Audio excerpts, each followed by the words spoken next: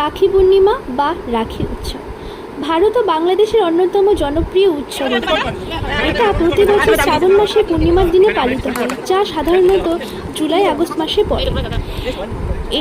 এই রাখি পূর্ণিমার মূল গুরুত্ব এবং অর্থ দুটি ভাই বোনের ভালোবাসার একটি উৎসব। এই দিনে বোন তার ভাইয়ের কবজিতে রাখি বেঁধে তার সুস্থতা এবং দীর্ঘায়ু কামনা করে। এই সম্পর্কের মধ্যে বন্ধনকে আরও দৃঢ় করে তোলে।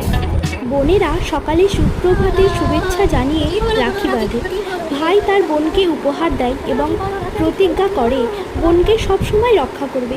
বাড়িতে মিষ্টি খাওয়া হয়, বিভিন্ন সাংস্কৃতিক অনুষ্ঠানও হয়ে থাকে।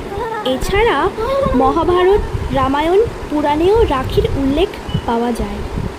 এখন শুধু ভাই বোন নয়, বন্ধুত্বের বন্ধন হিসাবে বন্ধুরাও রাখি বিনিময় করে থাকে।